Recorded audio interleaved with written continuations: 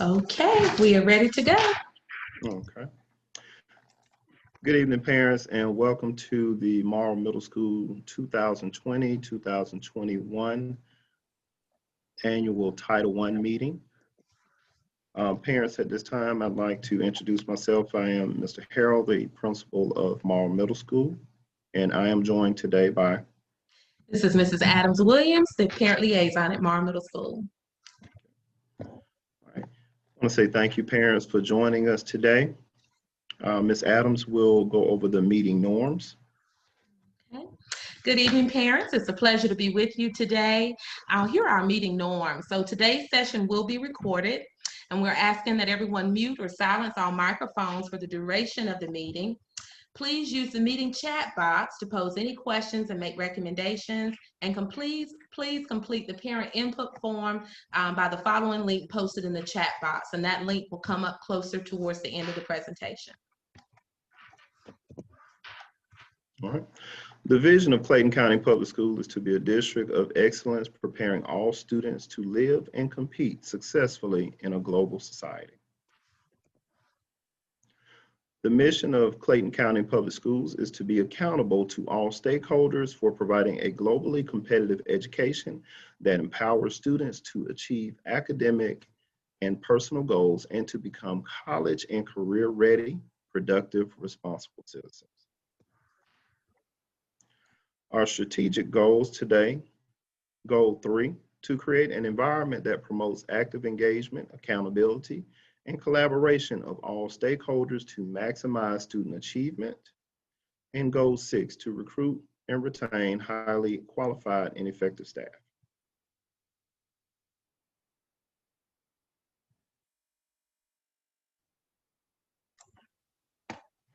Next slide, please.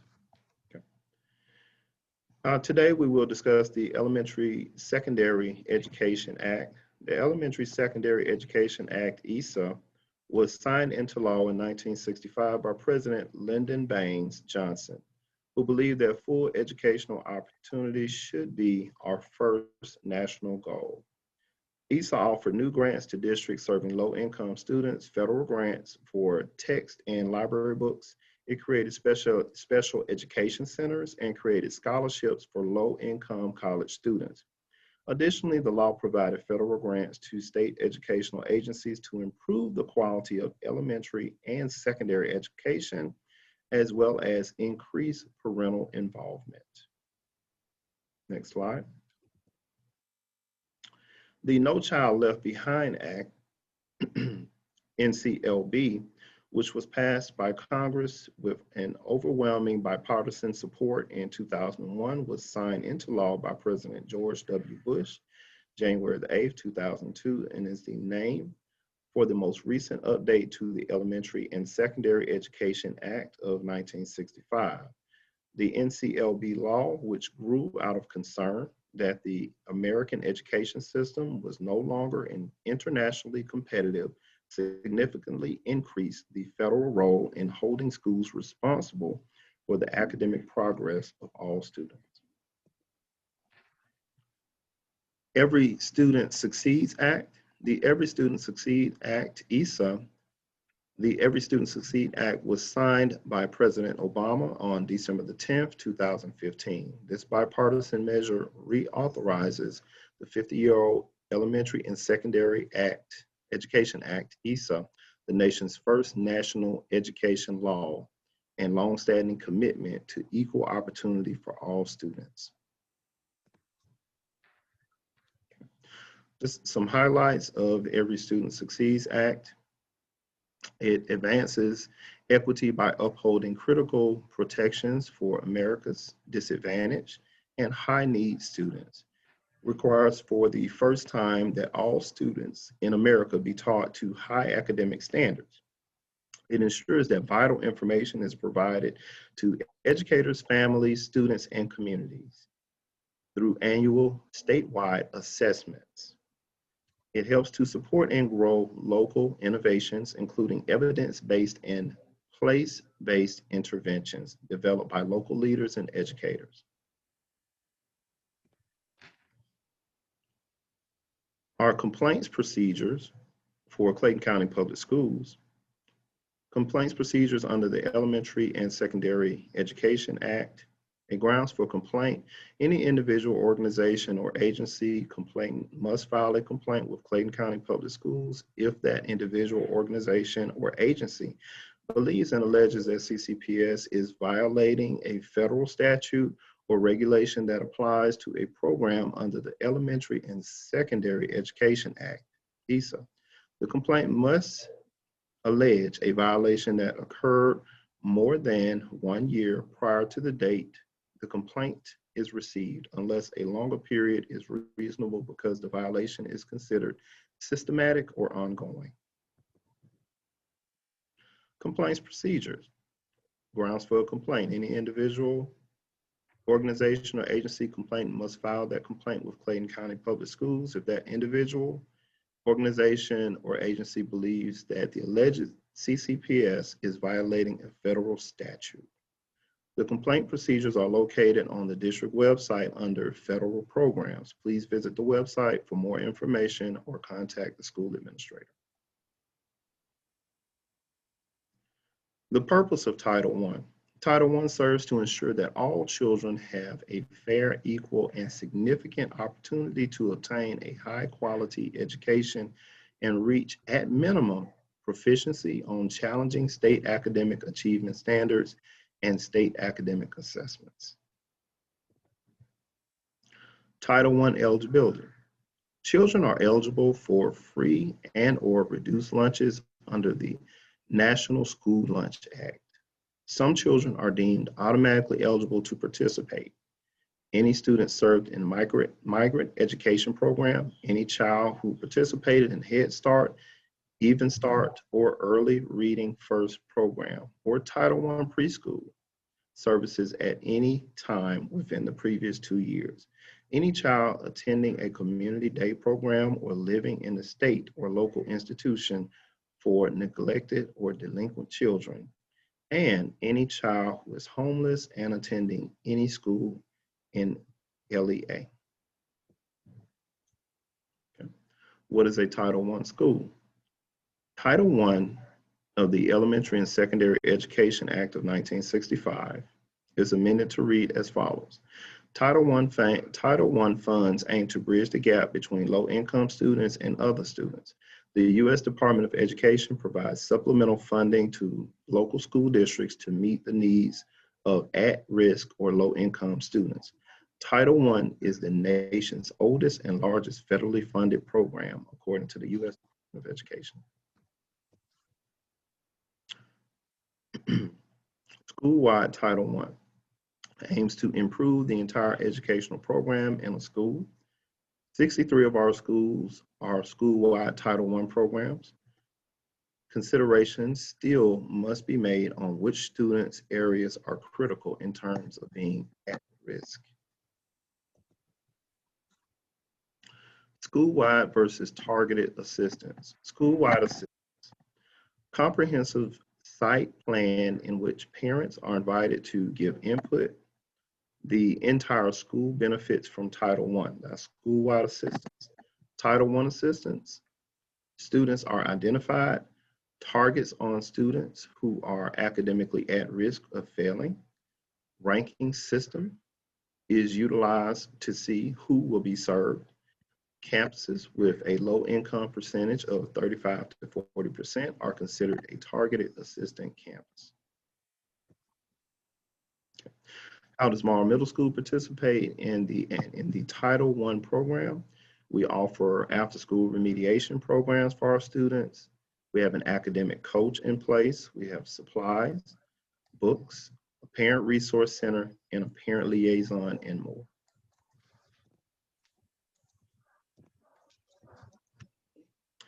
Uses of Title I funds. Some of the uses that we have in place at Morrow Middle School: we have small group instruction, differentiated instruction, additional personnel, such as a parent liaison and an academic coach, parental involvement, professional development, academic coaches, online learning, take-home resources, tutoring, supplemental educational services, supplementary materials to address student needs.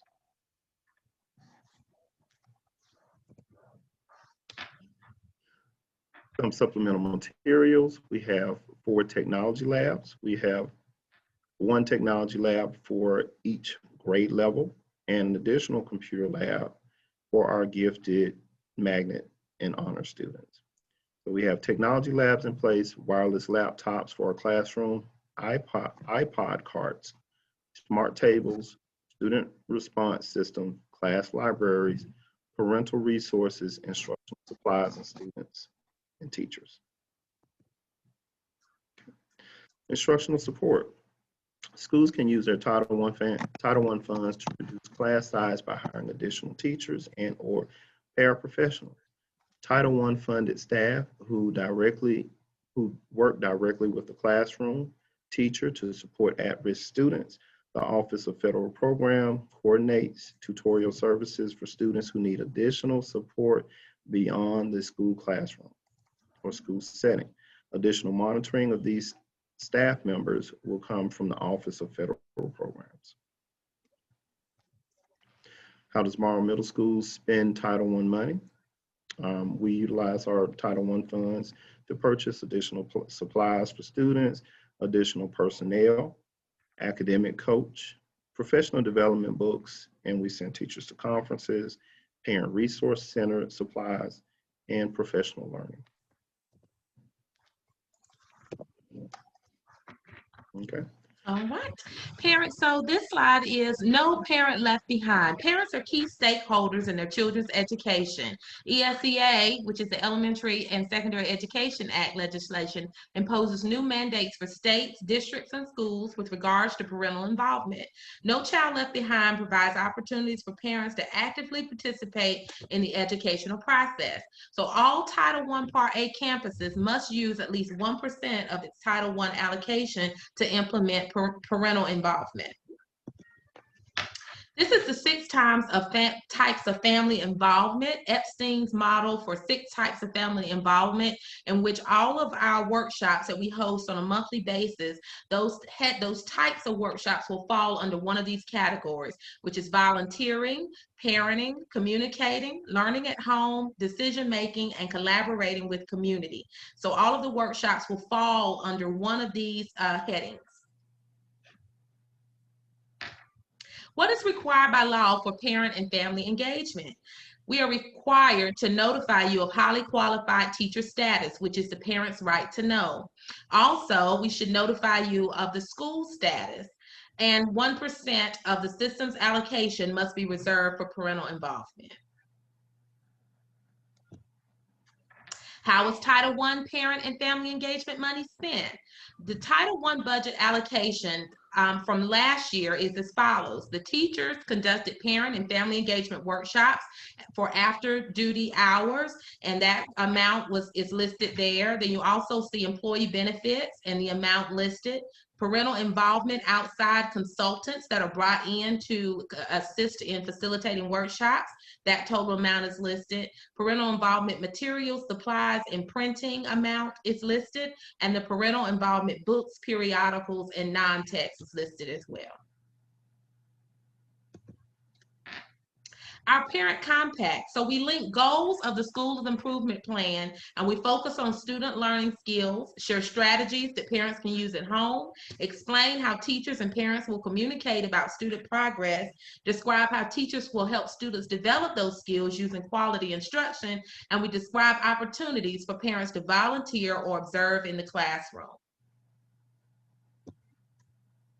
The parental involvement policy, also known as the parent and family engagement plan. This plan that describes how Morrow Middle School will provide opportunities to improve parent engagement and to support student learning. Morrow Middle School values the contributions and involvement of parents to establish an equal partnership for the common goal of improving student achievement.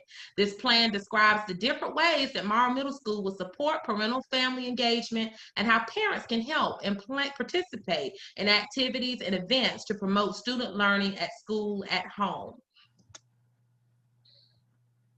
So what are some opportunities and what are the opportunities are there for parents and families to be involved at Morrow Middle School? So we have our PTSA, our Let's Talk Tuesday, in which links will be posted on our school's website rather, so that you may join in on our Let's Talk Tuesdays. There's volunteer opportunities for parents and extracurricular opportunities for students. Parent and family decision-making opportunities. And so we encourage parents to be a part of our school's council and participate in our Title I survey. So that is the survey that you're going to begin taking part in right away, our parent input meetings. And that survey includes the 3 portions of the presentation that we spoke about tonight: our parent and family engagement plan, our Title I 1% budget survey, as well as our parent compact. So those 3 components are part of the form that we're encouraging all of our parents to complete. And this is your opportunity to be a part of the decision-making process at Morrow Middle School. And in addition, we always have parent-teacher conferences as well. Okay, we've come to the conclusion of the presentation, and here is a QR code that you can use your cell phone to simply scan this code, and it will take you directly to our parent input form, in which we would love to solicit your feedback as it relates to all of the components of tonight's meeting that we spoke about.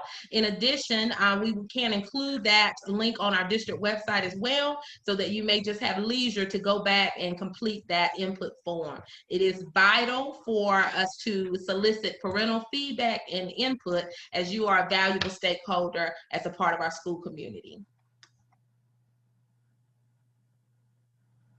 And so we will begin to conclude tonight's meeting. If Principal Mr. Harrell have anything further? Yes, parents, I'd just like to thank you for joining us this evening. And also, please take time to review our Title I meeting and everything that we have shared with you today. And please provide that valuable input that Ms. Adams spoke about earlier. It is vital. Your input is vital to the success of our school, the academic success as well. So we'd like to thank you again for joining us. Please do not hesitate to contact the school at any time or contact the building administration. Once again, thank you, parents, for joining us today. Thank you.